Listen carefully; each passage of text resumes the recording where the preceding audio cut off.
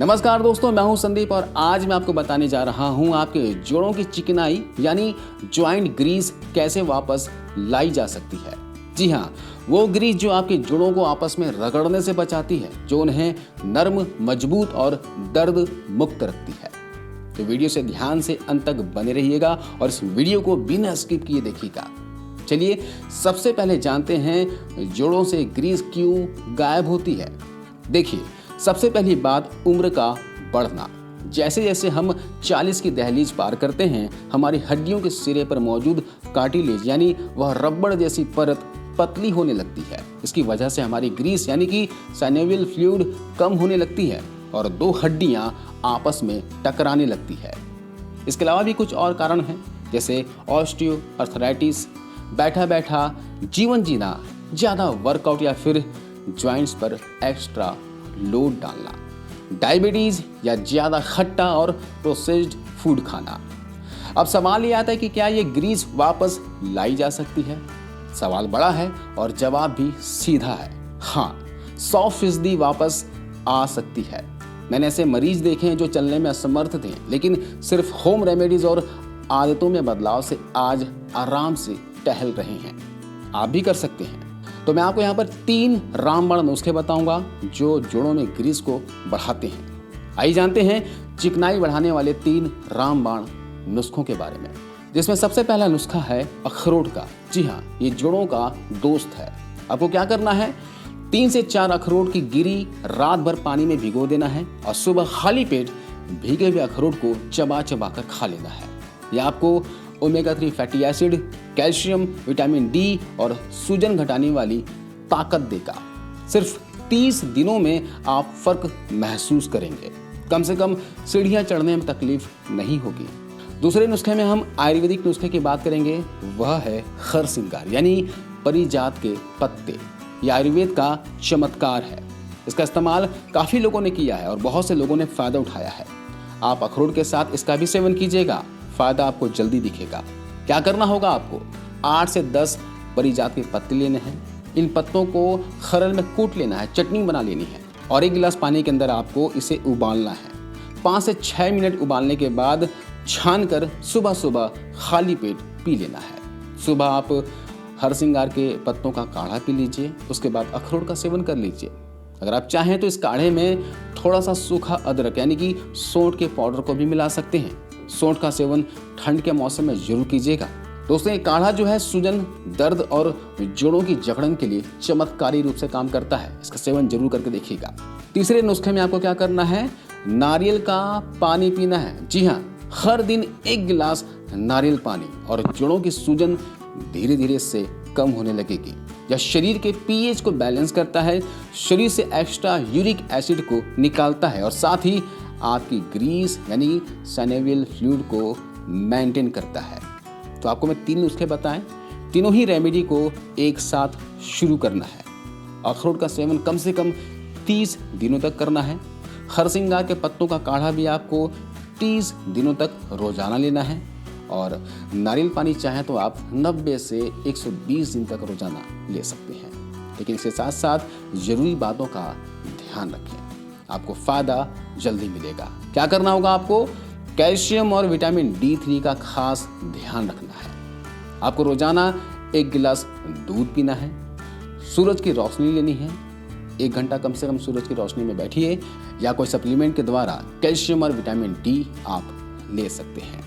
अगर आप ओवरवेट हैं, मोटापा बढ़ा हुआ है तो कम कीजिए, इससे घुटनों पर एक्स्ट्रा लोड पड़ता है और जोड़ों को जाम ना होने दें, है ना। हल्का वॉक जरूर कर लें। चलते नहीं जमता तो थोड़ा बहुत वॉक तो कर सकते हैं।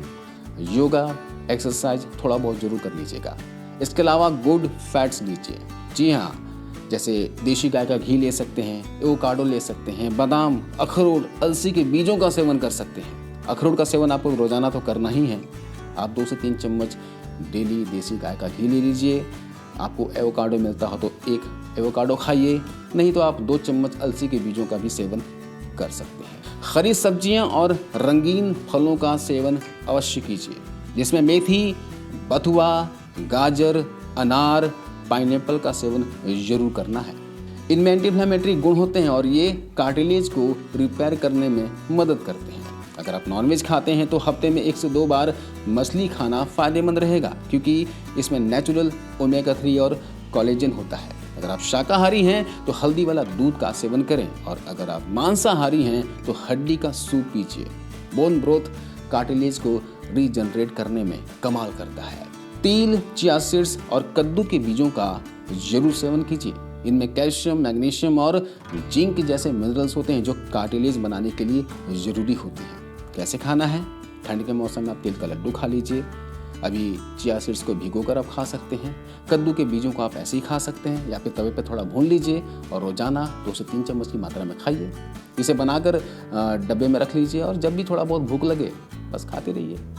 दांत नहीं है तो इन्हें पीस लीजिए, पाउडर बना लीजिए। रात को सोने से पहले जब आप हल्दी वाला दूध बनाएंगे, इनमें कद्दू के बीजों का पाउडर, तिल के बीजों का पाउडर डालकर आप दूध का सेवन कर सकते हैं। यानी किसी भी तरीके से आपको दिन में इन बीजों का सेवन करते रहना है।